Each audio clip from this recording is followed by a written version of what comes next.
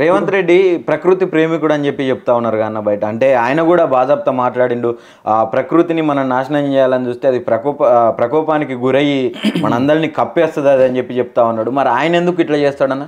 ఇప్పుడు అడవి తల్లి అని అంటాం, అడవిని తల్లిలా చూస్తారు. అడవి తల్లే కాదు, ఇట్లాంటి మూర్ఖపు రేవంత్ రెడ్డి గారికి కూడా ఇలాంటి మూర్ఖంగా అడవి మీద, పక్షుల మీద, జంతుజాతి మీద, వాటి మీద చూపించే ఇలాంటి దొంగలకు కూడా అడవి అమ్మోరు అవుతుంది.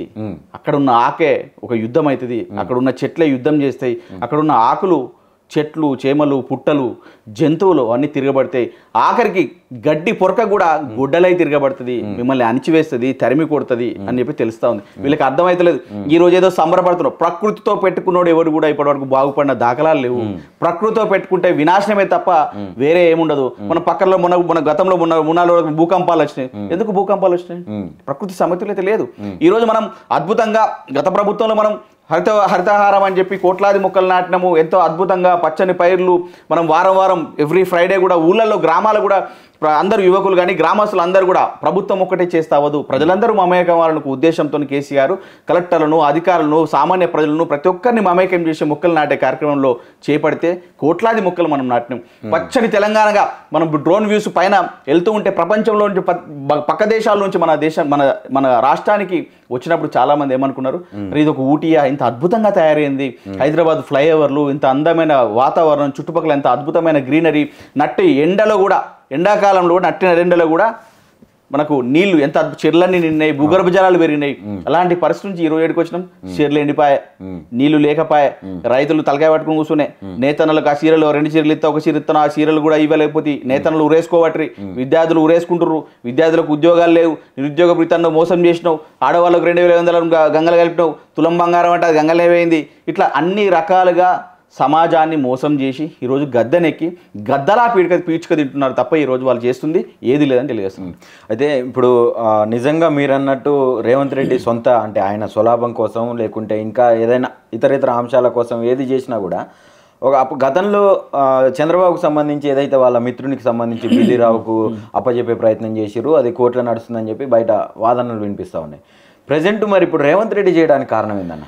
అంటే ఈయన ఇంకా చంద్రబాబుకు అప్పచెప్పే ప్రయత్నమేనా లేకుంటే ఇంకేమని అనుకోవచ్చు? ఇప్పుడు ఫార్మాసిటీ అని లగచర్ల భూములు తీసుకుని వాళ్ళ అల్లునికి అప్పచెప్దామని ప్రయత్నం చేసిర్రు. ఈరోజు ప్రజలందరూ కూడా తిరగబాటరు, మేము చచ్చినా పర్వాలేదు, వాళ్ళు ఎక్స్పెక్ట్ చేయలేదు రేవంత్ రెడ్డి గారు. చిన్న వాళ్ళు కదా, చిన్న బతుకులు కదా, చితిపేస్తే పోతే నలిపేస్తే పోతే అనుకున్నారు. కానీ తిరగబడ్డారు. ప్రజలు బండలు పట్టుకుని రోడ్ల మీదకి వచ్చిర్రు, తరిమి కొట్టిర్రు. అయ్యో మళ్ళీ వీళ్ళు తరిమి కొడుతున్న ఉద్దేశంతో మళ్ళీ ఆయన ఎలక్కెళ్ళిండు. మళ్ళీ స్మార్ట్ సిటీ అనో, ఫోర్త్ సిటీ అనో కొత్త భాగవతం పెట్టిండు. అది పక్క పెడితే ఇక్కడ ఇలా 400 ఎకరాలు, దీనికి ఎవరికి, ఏ అదానికి ఇస్తావా, ఏ అంబానికి ఇస్తావా, ఎవరి ఉన్నోనికి ఇస్తావు? ఈ చిన్న చిన్న వన్యజీవ ప్రాణులు, జీవరాశులు, వృక్షాలన్నీ కొట్టేసి ఈ ఎవరికి దారాదత్తం చేస్తున్నావు అనేది ప్రజలందరూ అడుగుతా ఉన్నారు అని చెప్పాలి కదా. దీని ఆ భూమిని నువ్వు ఏం చేయాలనుకుంటున్నావు? పరిశ్రమ ఆలోచన తప్పకుండా మాకుండేది ఏం లేదు. యావత్ తెలంగాణ ప్రజలందరికీ తెలుసు, ఈయనేం కట్టింది లేదు, గుడి కట్టింది లేదు, బడి కట్టింది లేదు, కట్టబోడు కూడా. ఈ రాష్ట్రానికి బాగుపరిచే దిశగా ఆయన పనిచేసేది ఏం లేదు. నువ్వు కొత్తగా ఆలోచనలు పెట్టుకుని కొత్త ఆశలు పెట్టుకోకూరి. ఆల్రెడీ కొంచెం ఆశపడే మోసపోయినాం. కేసీఆర్ గారు చాలా క్లియర్ చెప్పారు, మోసపోతే గోసపడతారు అన్నారు. మోసపోయినాం, గోసపడుతున్నాం, అన్ని రంగాలలో గోసపడుతున్నాం. ఎక్కడ కూడా ఒక చిన్నగా ఇల్లు కొందామని కూడా ఏమో ఇది ఉంటుందా, కూలుస్తారా, ఎక్కడ మరి కాలేజీకి పోదామని ఆ కాలేజీలు చక్కగా నడిచే పరిస్థితులు. ఇటు పోయి ఇంత ఎకరం పొలం వేసుకున్నట్టు ఈ నీళ్ళు రావరా నాయన, ఏడిపోయి బతకాలి. ఎక్కడ పోయినా పరిస్థితులు. మీరు కాలేజీలు అంటే గుర్తొచ్చింది. ఇప్పుడు యూనివర్సిటీలు ముఖ్యంగా ఇటు హెచ్సియు అయితేంది, ఇటు ఉస్మానియా యూనివర్సిటీ అయితేంది, విద్యార్థుల మీద ఒక ఆంక్షలు, ఒక నిర్బంధం జరుగుతూ ఉన్నదని చెప్పుకోవచ్చు. మరి ఎందుకు దీని మీద ఎవరు మాట్లాడతలేరు? ఇప్పుడు గతంలో బల్మూరు వెంకట అని ఉన్నాడు. అవును, బల్మూరు వెంకట్ గారు, కోదండరాం గారు, ఇంకోటి ఆకునూరు మురళి గారు, వీళ్ళందరూ చదువులు ఎట్లా చదవాలి, యూనివర్సిటీలు ఇట్లుండాలి, అసలు కేసీఆర్ గారికి పరిపాలన వస్తలేదు, పిల్లల భవిష్యత్తు దెబ్బతింటుంది అన్నారు కదా. మరి అన్న మీరు ఇవాళ మీ నోర్లు ఎందుకు మూగపోతున్నాయి? బల్మూరు వెంకట్ బయటికి రా, ఎన్ఎస్యుఐ కూడా అక్కడ లెటర్ రాసింది, ఈ భూములు ప్రభుత్వానికి కాదు, ఇక్కడ ఎస్యుయు అని చెప్పి. ఇదే బల్మూరు వెంకట్ నువ్వు వచ్చి రా, బల్మూరు వెంకట్, కోదండరాం, ఆకునూరు మురళి గారా, ఇంకోరా, మేధావులా, చదువుకున్నాడా, అందరు వచ్చి అక్కడ ఎస్యు కాడ నిలబడండి, మీకు పిల్లలు సమాధానం చెప్తారు. ఈ భూమి ఎవరిది, ఎక్కడ సర్వే చేసినావు, ఎవరిది ఈ భూమి, ఎన్ని వన్యప్రాణులు చనిపోతా ఉన్నాయి, ఎన్ని జింకలు తరలిపల్లి వెళ్ళిపోతా ఉన్నాయి, ఎన్ని జింకలు చనిపోతా ఉన్నాయి, ఎన్ని నెమలు చనిపోతా ఉన్నాయి అనేది వాళ్ళు మీకు పిల్లలు చూపిస్తారు రండి. ఈరోజు పదవులు రాగానే బల్మూరు వెంకట్కి ఎమ్మెల్సీ వచ్చే, కోదండరాం గారికి ఎమ్మెల్సీ వచ్చే, ఇంకో ఆయనకు ఒక చైర్మన్ వచ్చే, అందరికీ పదవులు వచ్చినాయి.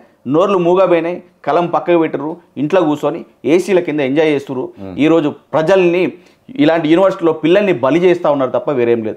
వాళ్ళ ఆస్తుల కోసం, వాళ్ళ పదవుల కోసమే ఈ పోరాటం చేసారు గతంలో తప్ప తెలంగాణ సమాజం కోసం కాదు, తెలంగాణ అభివృద్ధి కోసం అసలే కాదు. ఈరోజు ఏమైంది? ఎక్కడ చూసినా కూడా అరే ఏమైంది ఆయన ప్రశ్నించడానికి ముందుకు పోతే వాళ్ళు తీసుకుపోయి అరెస్ట్ చేస్తూ లోపడేస్తారు. పొద్దున్న 4 గంటలకు వస్తారు, అరెస్ట్ చేస్తూ లోపడేస్తారు. ప్రజెంట్ ఇప్పుడు విద్యార్థులు కూడా ఉస్మానియా వేదికగా అసలు ఎలాంటి ధర్నాలు రాస్తారోకోలు చేయొద్దని చెప్పి ఒక సర్క్యులర్ జారీ చేశారు.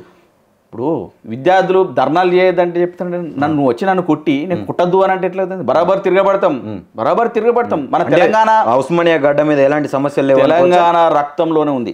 తెలంగాణ రక్తంలో పోరాట స్ఫూర్తి ఉంది. తిరగబడతారు, తరిమి కొడతారు.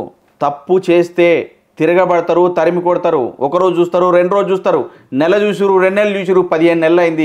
నీ పాలన ప్రజలకు అర్థమైపోయింది, విద్యార్థి లోకానికి అర్థమైపోయింది. అప్పుడు కేసీఆర్ గారి మీద వ్యతిరేకంగా ఉన్న విద్యార్థులు కూడా ఈరోజు అయ్యా కేసీఆర్ గారు మేము చేసింది తప్పంది అయ్యా, కొంత వీళ్ళకు మొగ్గు చూపి మేము మోసపోయినాం. ఈరోజు బరాబర్ మళ్ళీ తెలంగాణ అభివృద్ధి పదంలోకి రావాలంటే మళ్ళీ కేసీఆర్ రావాలి. ఈరోజు తెలంగాణలో పరిశ్రమలు రావాలంటే, పెట్టుబడులు రావాలంటే మళ్ళీ గదే కేటీఆర్ రావాలి, కేసీఆర్ రావాలి. ఈ బీఆర్ఎస్ పార్టీ వస్తేనే ఈ తెలంగాణ సమాజంలో అభివృద్ధి చెందుతుంది. ఈ తెలంగాణ బాగుపడాలి, ఈ తెలంగాణకు ఖ్యాతి చెందాలి, ఈ తెలంగాణలో పంటలన్నీ సస్యశ్యామలంగా పండాలి, రైతన్నలు బాగుండాలి, ప్రతి ఒక్కరు జీవితాల్లో వెలుగులు నిండాలంటే ఖచ్చితంగా కేసీఆర్ గారు రావాలన్న ఒక ఉద్దేశంతో ఈరోజు ప్రజలందరూ కూడా మేలుకున్నారండి. ఇక ప్రజలందరూ మేలుకున్నారు. అయిపోయింది 15 నెలల్లో వీళ్ళ దుకాణం ఏదో తెలిసిపోయింది, పాలేదో నీళ్ళేదో తెలిసిపోయింది, గాడిదేదో గురదేదో తెలిసిపోయింది. వీళ్ళు ఏం చేయబోరు అనేది చాలా క్లియర్గా తెలిసిపోయింది. ఇప్పుడు దీని మీద మాట్లాడలేనటువంటి వాళ్ళు అంటే ఎవరైతే మేధావులు అని చెప్పుకుంటా ఉన్నారో వీళ్ళందరూ కూడా ఎవరు మాట్లాడతలేరు అని చెప్పి మీరు చెప్తా ఉన్నారు. వాళ్ళకి ఏం చెప్తావు? చదువుకున్న వాళ్ళకు, మేధావులకు, ఇంకోలకు, రచయితలకు, పక్క రాష్ట్రపులకు, పచ్చ మీడియా వాళ్ళకు అందరు కూడా ఒకటే చెప్తా ఉన్నాం, దండం పెట్టి చెప్తా ఉన్నాం. ముఖ్యంగా ముఖ్యమంత్రి రేవంత్ రెడ్డి గారికి కూడా చెప్తా ఉన్నాం, దయచేసి అడవులను కాపాడుకుందాం, వన్యప్రాణులు కాపాడుకునే బాధ్యత మనది. భూమి పోతే ఇంకొకటి, ఇప్పుడు ఇక్కడనే భూమి కావాలని ఏం లేదు, వేరే దగ్గర కూడా భూమి తీసుకోవచ్చు, పరిశ్రమలు కట్టచ్చు, పరిశ్రమలు రావాలి, పెట్టుబడులు రావాలి, ఖచ్చితంగా కొత్త కన్స్ట్రక్షన్ జరగాలి. కానీ అన్నేళ్లుగా పెరుగుతున్న మొక్కల్ని, ప్రాణుల్ని చంపేసి చేసుకోవాల్సిన అవసరం మనకు లేదు. సో కాబట్టి నేటి భావి తరాలు బాగుండాలంటే ఖచ్చితంగా అడవుల్ని పెంచుకోవాలి, ఆ వన్యప్రాణుల్ని కాపాడుకోవాలన్న బాధ్యత మన మీద ఉంటుంది. జంతు సంపదను, ఇటు ఆస్తి, ఇటు వృక్ష సంపదను కూడా మనం కాపాడుకొని పెంచే దిశగా పనిచేయాలి తప్ప ఈరోజు రాష్ట్రంలో కూడా మొక్కలు నాటాల్సిన అవసరం ఉంది, రాష్ట్రమంతా కూడా వృక్ష జాతిని పెంచాల్సిన అవసరం ఉంది.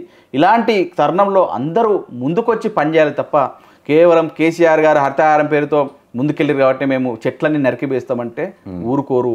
నేను అదే చెప్తున్నాను, చెట్లన్నీ నరికివేస్తాం అంటే గడ్డి పరక కూడా గుడ్డలై తిరగబడుతుంది అని చెప్పి తెలియజేస్తాం.